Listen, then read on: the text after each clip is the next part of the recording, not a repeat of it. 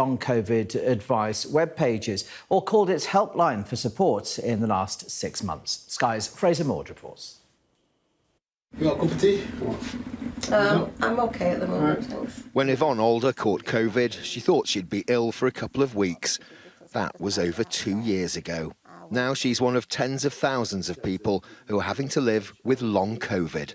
It has taken away everything, because there's a certain thing called brain fog, and I could be speaking to you now comfortably, and then all of a sudden I wouldn't be able to get out correctly and intelligently what I want to say to you.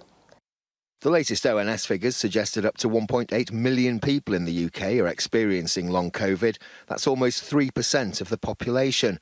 Over half say fatigue is a common symptom, with a third reporting shortness of breath. And more than 2/3 of them say the symptoms stop them doing some or all of their normal activities. So many are turning to charities like Asthma and Lung UK for help.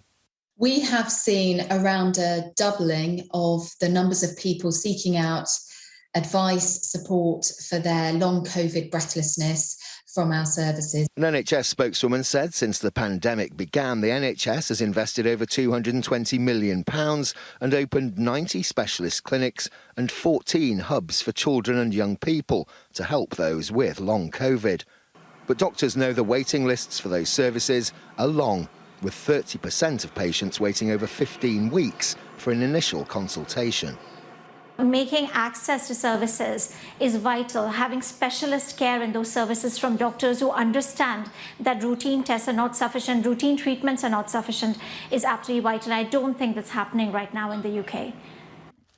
Yvonne waited over a year to be treated at a long COVID clinic. It has made a difference, but she knows that her recovery is going to be slow and uncertain.